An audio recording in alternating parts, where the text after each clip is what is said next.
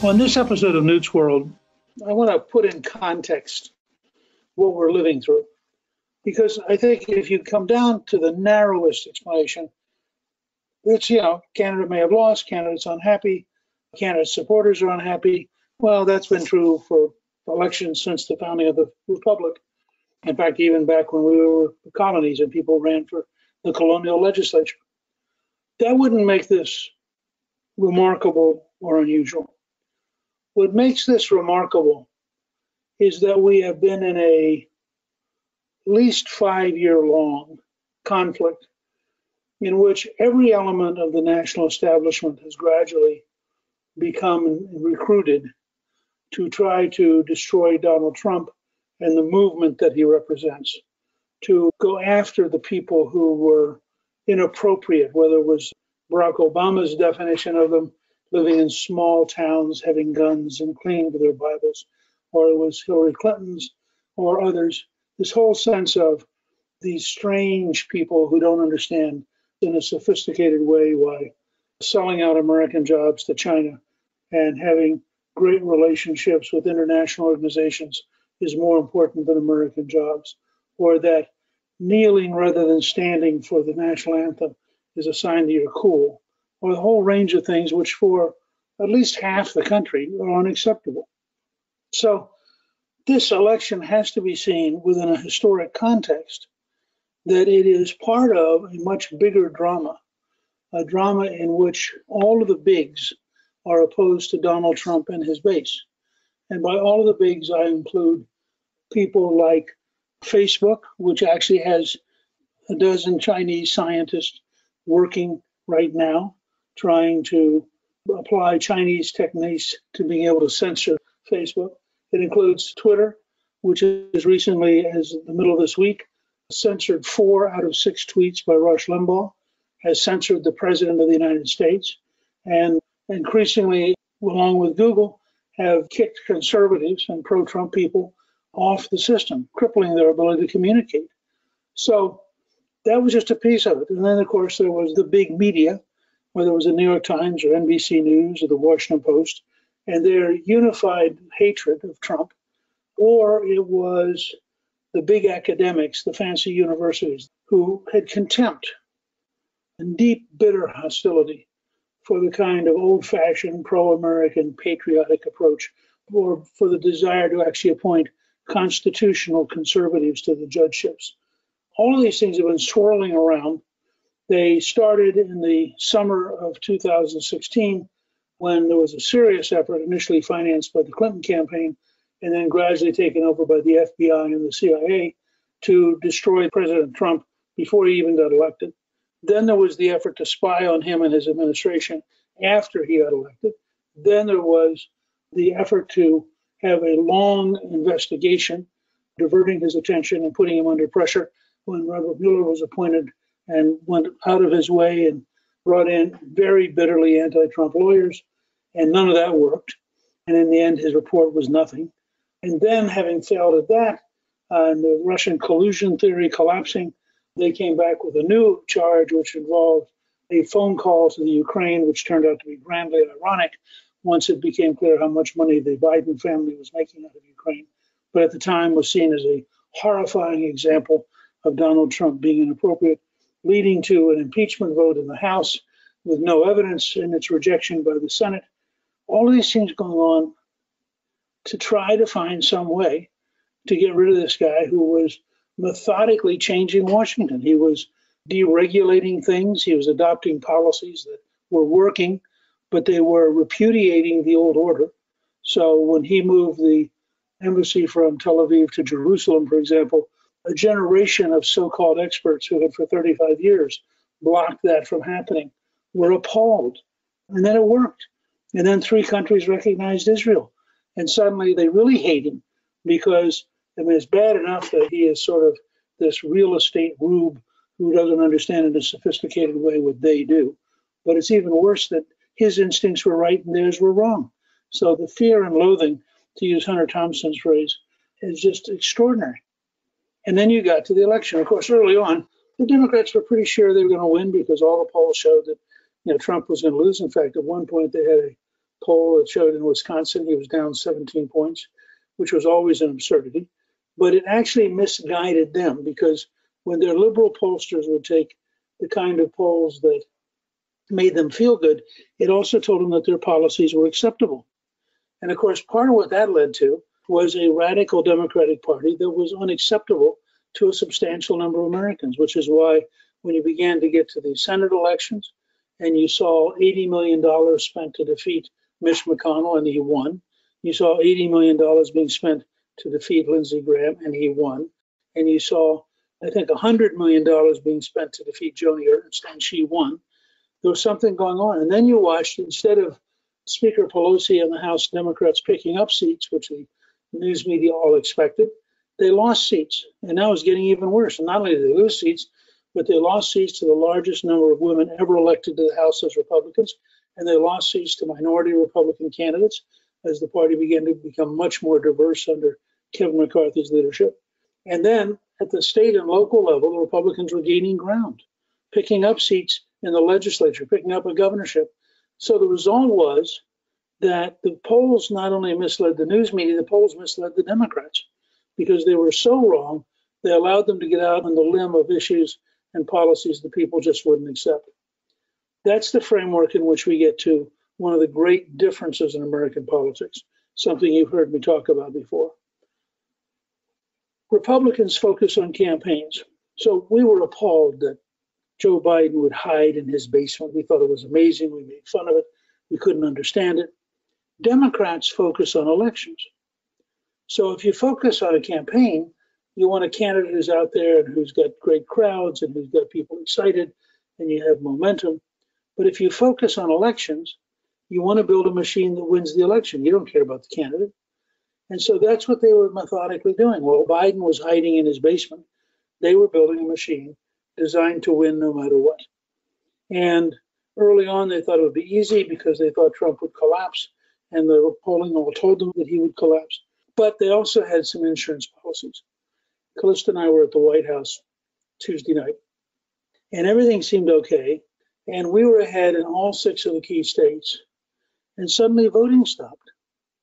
And we couldn't figure out what was going on. And we stayed to hear the presidents. We were there until almost 3 a.m. And when we got up the next morning, we found that hundreds of thousands of ballots had suddenly appeared. All of them, by the way, for Biden. According to 538, which is a liberal New York Times spinoff, hardly a fan of Trump, but they said that there were 23,000 votes in one dump, and Trump got 0. Now, what's the mathematical likelihood? This is the kind of votes you get in Zimbabwe or Cuba or China or Russia or Venezuela. But no free society gets 23,000 to 0 votes.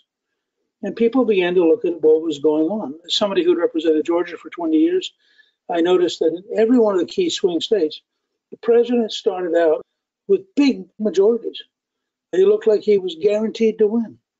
And then people began finding votes. So, for example, in Georgia, Savannah managed to find 15,000 votes that they'd misplaced. As of the time I'm talking to you, they have lost 8,000 military votes in Georgia. They don't know where they are. It's very mysterious. And most people believe those 8,000 votes would mostly go to Trump. I can't prove that, but historically they're pretty conservative. We saw this in a Virginia House race where the Democrat was behind. And then magically at the last minute, it turned out that the card for the computer had an additional several thousand votes, happened to be in somebody's pocket, and they just had forgotten it. And magically it came out shortly after all the other votes were counted, and she won.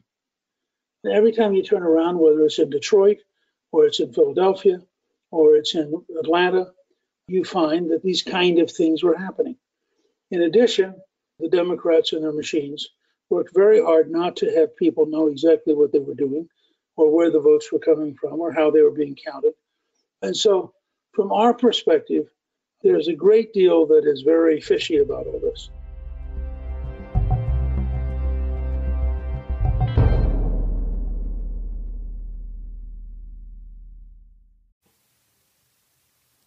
Believe it or not, 2020 is finally coming to an end. Not soon enough, right?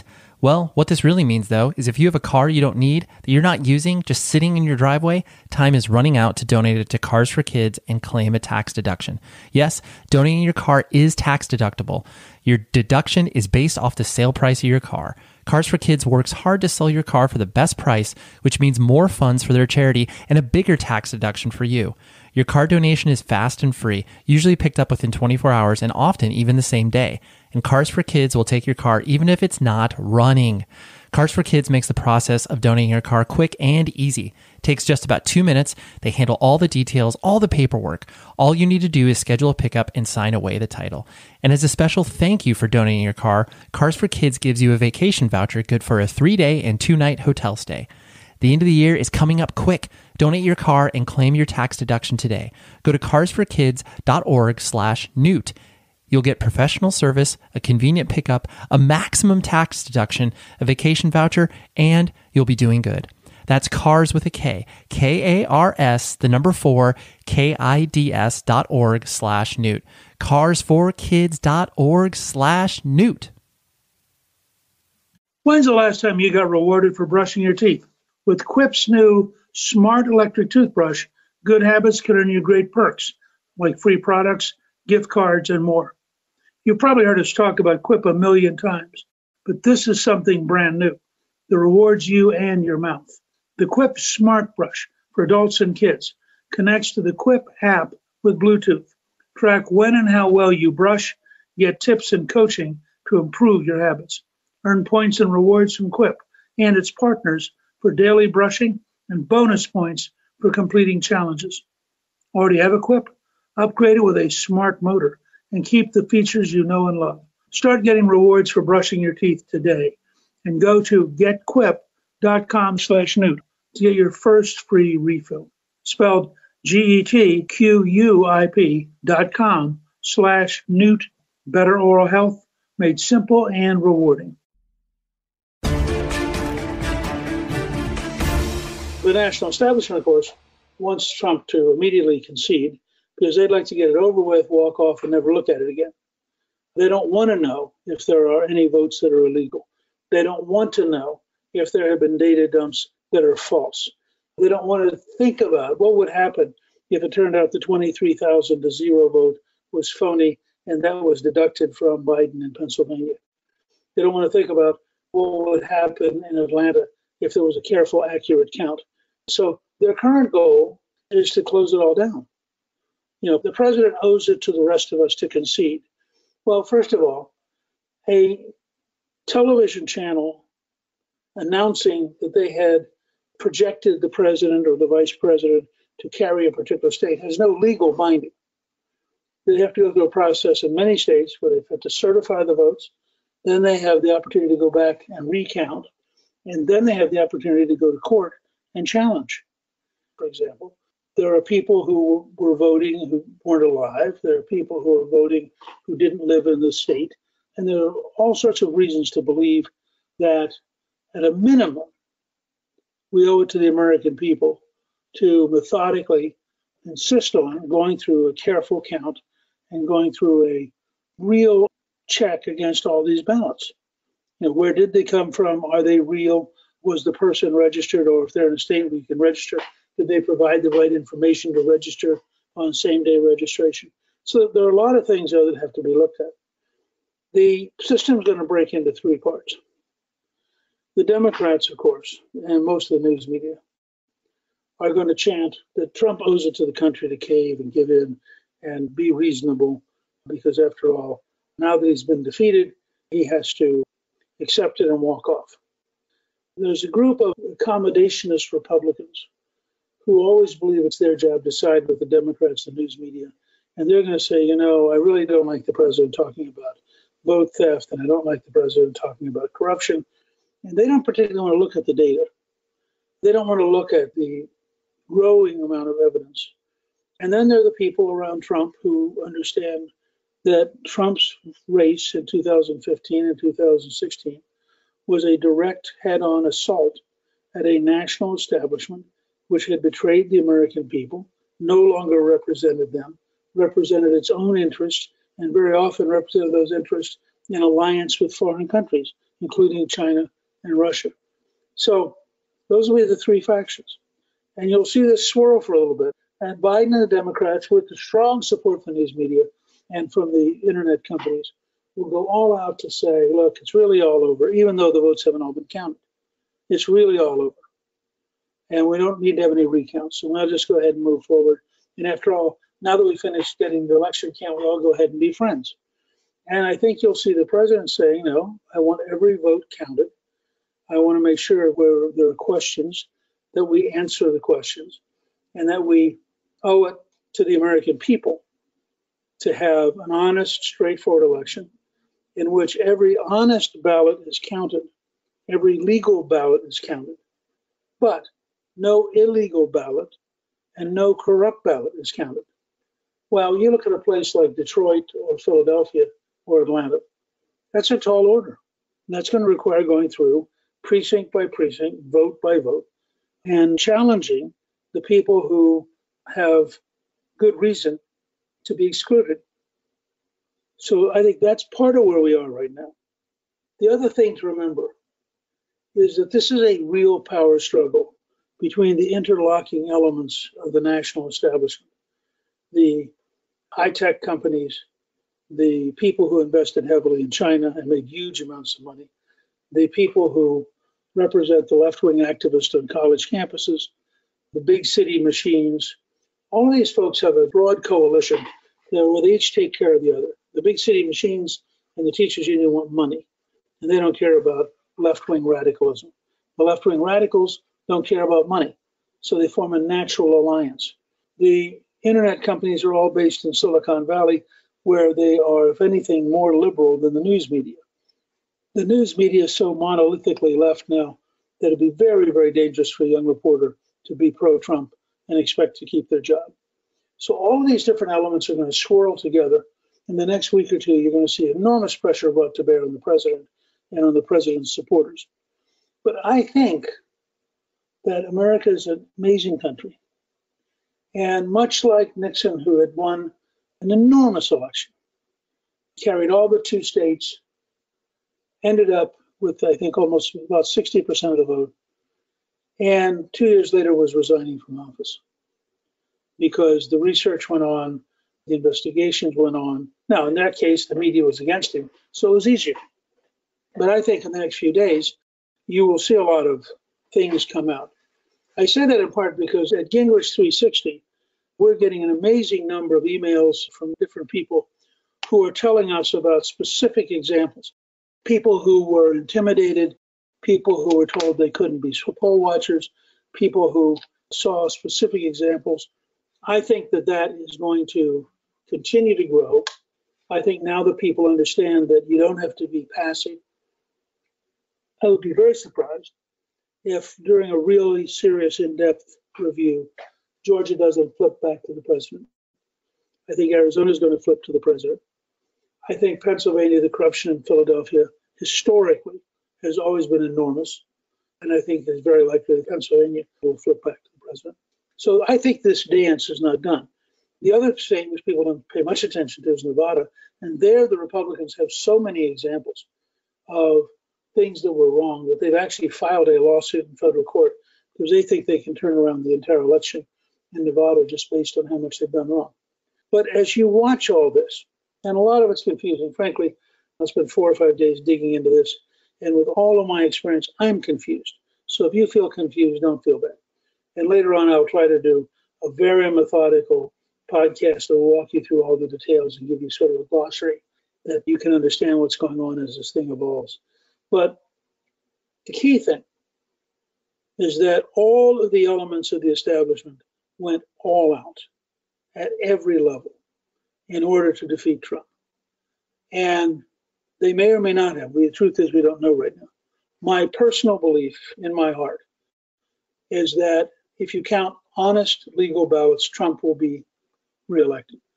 If you count dishonest illegal ballots, Biden will be elected. And the question will be whether or not the Trump team can do the kind of research, both to win the public opinion argument that, yes, this really was a corrupt election, and to win the cases in court. And remember that this is a long process. This is not going to happen in a week or 10 days. And that state legislatures under the Constitution have an enormous role to play. So if, in fact, it starts to unravel, and if, in fact, the left starts to lose ground, there's a lot of reason to believe that you could suddenly be in a very different story, just like the impeachment, just like the Russian collusion, just like Bob Mueller. One more failed effort to destroy Trump and the Trump movement. But we'll see. In either event, frankly, the movement will go on. President Trump has now aroused something like 60 million Americans, and they are not going to go away, and they're not going to be accommodated, and they're not going to see a Kamala Harris radical San Francisco future as an acceptable vision of the country they want to live in. One way or the other, America will, in fact, continue to evolve and continue to repudiate the left. If I were a Democrat and I looked at what happened in the Senate, the House, and the state legislatures, I wouldn't feel very comfortable going forward. One last comment along that line, that because of all the noise, people haven't paid attention to. Trump got the highest vote among minorities of any Republican in 60 years. After all the attacks on him as a racist, as xenophobic, etc., he got a higher vote than anybody had gotten in 60 years as a Republican. He also did remarkably well with Muslim Americans. Ironically, after moving the embassy to Jerusalem, he actually did slightly better among Muslim Americans than among Jewish Americans. He did very well among married women. Ironically, if he had a weakness, it was with white males, where he didn't do quite as well as he did in 16. He doubled his vote among African American females and more than doubled his vote among African American males. And that really is a remarkable achievement at a time when he'd been attacked so consistently. So there is something out there of people coming together who have begun to see the light, who realize that all these big institutions are opposed to them. And I think, by the way, that that movement is going to be dramatically expanded by the reaction to the liberal Democratic governors who are so committed to dictatorial policies, to controlling your life, to telling you what you can and can't do. So I think this is all going to be fascinating. If you do run across serious evidence, send it to us at gingrich360.com/honest-elections. And encourage your friends to remember the long history of the United States. This is one more act, but that we have every reason to believe that the American people, not Donald Trump, not the elites, not the news media, not Joe Biden, the American people are capable of saving their country, and that they will once again do so.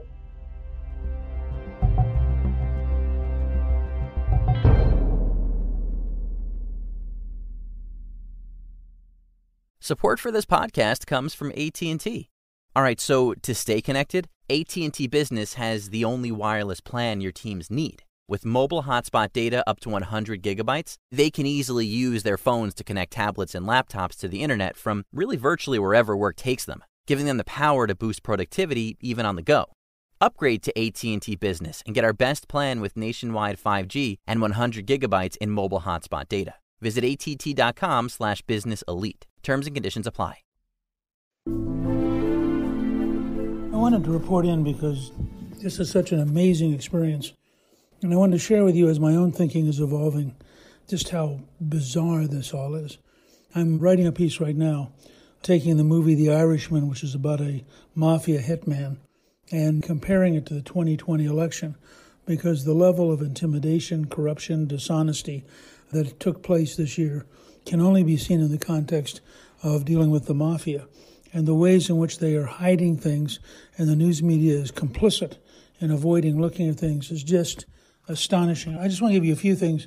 With absentee ballots, the former vice president was 60 points up in Pennsylvania, 40 points up in Michigan. Yet when you go to other states, like Ohio, his advantage was 15.3, Arizona it was 6.3, Georgia was 5.4.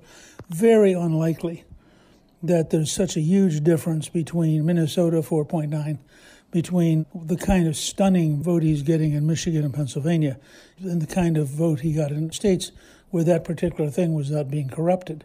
Now, they point out there was a sudden surge of votes late at night that happened in both Wisconsin and Michigan at almost exactly the same moment. And you see these things starting to develop. It also turns out that when you look at the patterns for U.S. Senate candidates and Biden, that in these key states, for example, in Cuyahoga, Ohio, he had a net gain of 4,000 votes compared to Hillary. In Wayne County, Michigan, it was a net gain of 70,000. And you have to wonder, so what was happening differently in Wayne County, which is Detroit, that you would have a jump that was literally 16 and a half times bigger than in a comparable place in Ohio? He points out that Joe Biden, with almost record low enthusiasm, underperformed compared to Hillary Clinton. In New York City, he was down 201,000 votes. In Chicago, he was down 260,000 votes. And in Miami, he was down 6,900 votes. But in the states that he needed to get, suddenly, magically, in Atlanta, he's up 76,000. In Milwaukee, he's up 67,000. In Pittsburgh, he's up 29,000. So you look at that and you think, since all of the polling said that people were more enthusiastic about voting for Trump than voting for Biden, how did he get this kind of massive turnout?